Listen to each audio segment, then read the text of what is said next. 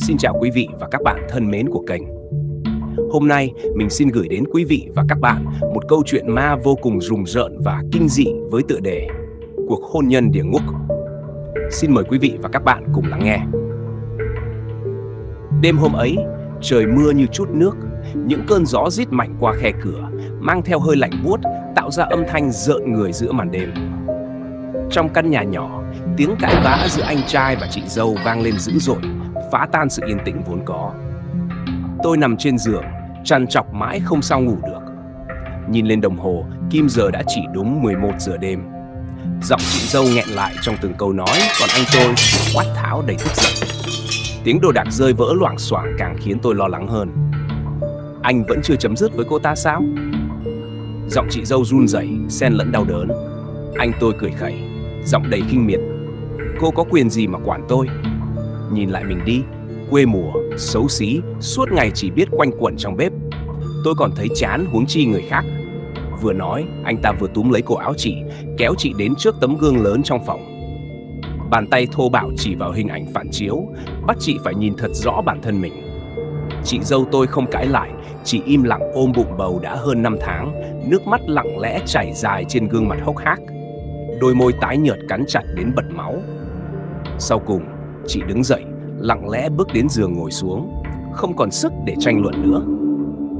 Anh tôi hất tay đầy bực bội. Tôi không có thời gian đôi co với cô. Muốn đi đâu thì đi, đừng làm phiền tôi nữa. Lời nói ấy như nhát dao sắc cứa vào tim chị. Trong cơn đau tột cùng, chị cảm thấy bụng mình quặn thắt từng cơn. Máu nóng hổi chảy ra thấm qua lớp váy. Nhưng chị không kêu than, không cầu cứu, chỉ cắn môi, chống tay vào tường bước ra khỏi nhà. Bên ngoài, mưa vẫn rơi xối xả. Con đường vắng lặng, không một bóng người. Chị lê từng bước nặng nề, mặc kệ cơn đau đang hành hạ. Đến khi dừng chân trên cây cầu bắc ngang dòng sông, chị ngước mắt nhìn lên. Trời đêm u ám, nước sông cuộn trào như cùng chia sẻ nỗi lòng của chị. Bố, mẹ, con xin lỗi. Hẹn bố mẹ kiếp sau còn báo đáp. Bóng chị lao xuống dòng nước đen ngòm, bị cuốn trôi đi trong nháy mắt. Một xác hai mạng, kết thúc những tháng ngày đau khổ. 3 ngày sau, căn nhà nhỏ chìm trong bầu không khí nặng nề, u ám. Sáng hôm ấy, mẹ tôi cùng anh trai tìm đến một ông thầy Pháp nổi tiếng trong vùng, mong xem vận hạn trong nhà. Đấy, vừa bước vào cửa, ông thầy đã nhíu mày, nhìn họ chằm chằm rồi thở dài. Hai người có tang mà không biết sao? Vong linh theo sát đến tận đây rồi. Mẹ tôi giật mình. Thầy nói vậy là sao? Nhà tôi vẫn bình an vô sự mà. Ông thầy lắc đầu, tay chỉ ra ngoài cửa. Không thấy á? Một vong nữ, mặt mày tái nhợt, trên trán có chữ O-An rất lớn. Cô ấy đứng đó, nhìn chằm chằm vào hai người. Mẹ tôi hoảng hốt quay lại nhìn, nhưng ngoài cửa chỉ có khoảng trống lạnh lẽo, gió thổi hun hút. Bà run rẩy kéo tay anh tôi. Hùng, có khi nào là bố hoặc chú con gặp chuyện không? Không được, mau về nhà chuẩn bị đi Cà Mau tìm bố ngay. Tao sốt ruột quá. Nhưng ông thầy trầm giọng. Không phải đàn ông, đó là một người phụ nữ, một xác hai mạng. Lời nói ấy như một nhát búa giáng thẳng vào tâm trí anh tôi. Anh lập tức tái mặt, giọng nói lắp bắp. Thầy nói thật chứ? Ông thầy không trả lời ngay, chỉ nhắm mắt, khấn vái một hồi lâu rồi chậm rãi nói. Nếu muốn tìm thấy xác cô ấy, phải nhờ đến người yêu thương cô ấy nhất. Hãy đến bến sông, bên gốc đa cảnh miếu bà cô, đặt lễ cầu xin. Khi hương tàn, cầm 3 nén nhang ra bờ sông, lạy 3 lạy. Khi ấy, xác sẽ nổi lên. Dứt lời, ông thầy phất tay đuổi họ về, không chịu giúp thêm. Nhìn theo bóng hai người khuất xa, ông lẩm bẩm, oan nghiệt. Tất cả đều do lòng người tạo ra. Hôm ấy, tôi đi làm ngang qua bến sông, lòng bỗng nhiên nặng trĩu, bất an lạ thường. Cảm giác như có ai đó đang gọi tôi từ dưới nước, từng đợt gió lạnh len lỏi khiến bất giác rùng mình. Đột nhiên, chiếc xe tôi chết máy giữa đường. Tôi bực bội xuống kiểm tra, nhưng chưa kịp làm gì thì có 2 người đàn ông đi ngang qua. Một người già, một người trẻ, cả hai đỗ xe lại bên cạnh tôi. Người đàn ông lớn tuổi nhìn xuống dòng nước, chép miệng. Chính xác là đây rồi, cô ấy đang nằm dưới đấy. Tôi sững sờ, tim như ngừng đập.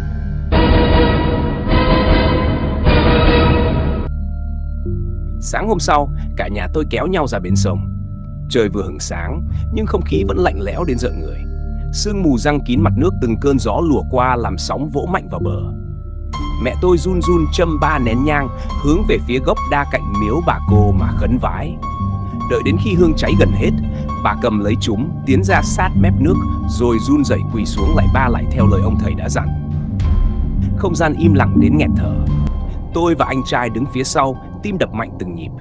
Rồi bỗng nhiên, dòng nước dưới chân mẹ tôi bỗng nổi lên từng đợt bọt khí. Mặt sông bắt đầu xao động, cuộn lên từng đợt sóng nhỏ, như có thứ gì đó đang trồi lên từ dưới đáy sâu. Mẹ lùi lại đi! Tôi hốt hoảng hét lên, nhưng mẹ tôi như bị thứ gì đó giữ chân lại. Bà sững sờ nhìn chằm chằm xuống dòng nước đang dần dần đẩy một vật gì đó lên khỏi mặt sông. Một mái tóc dài bết lại quấn quanh khuôn mặt tái nhợt của một người phụ nữ. Đôi mắt cô ấy vẫn mở trừng trừng, nhìn thẳng lên bầu trời xám xịt. Bên cạnh cô, một cái bụng trương phình lộ rõ.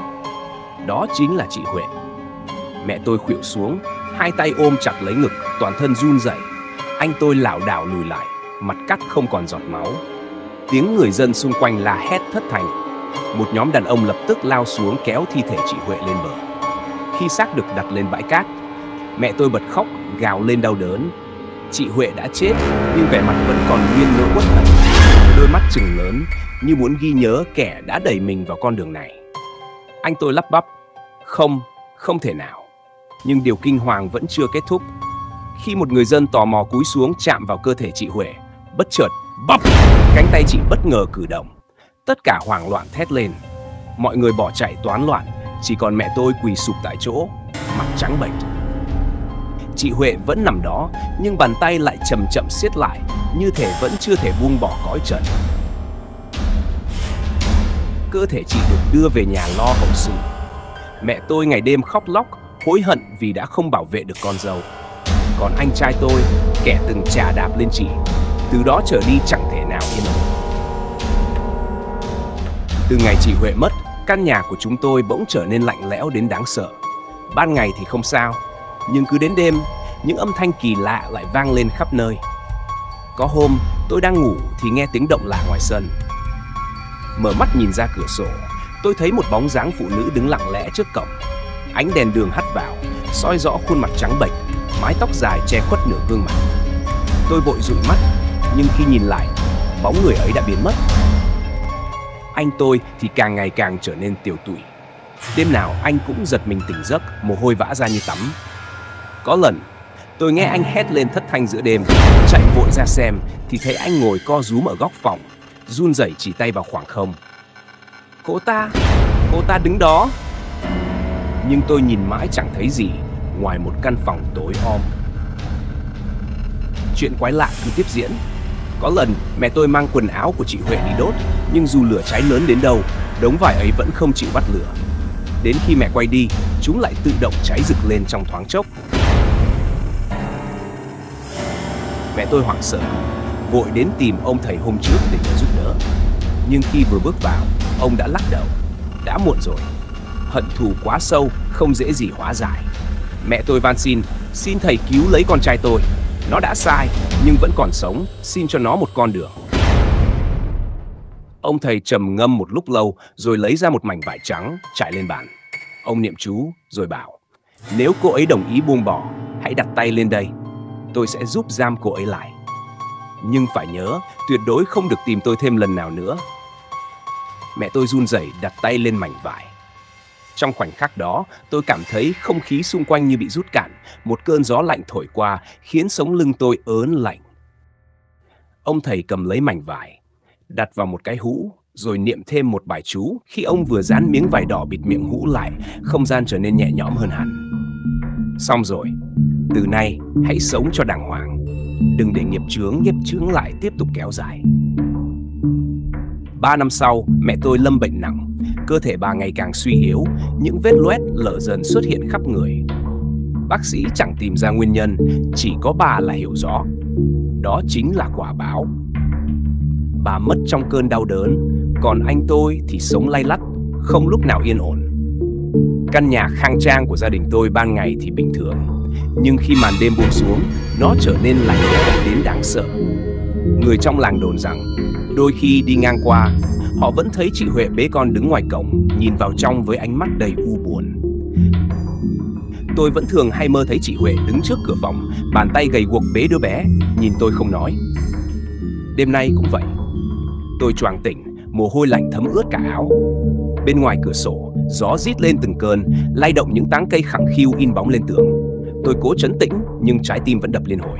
Bỗng nhiên một tiếng khóc trẻ con văng vẳng trong gió. Tim tôi chợt thắt lại. Tôi biết mọi chuyện vẫn chưa kết thúc. Oán hận của chị Huệ vẫn chưa thể siêu thoát.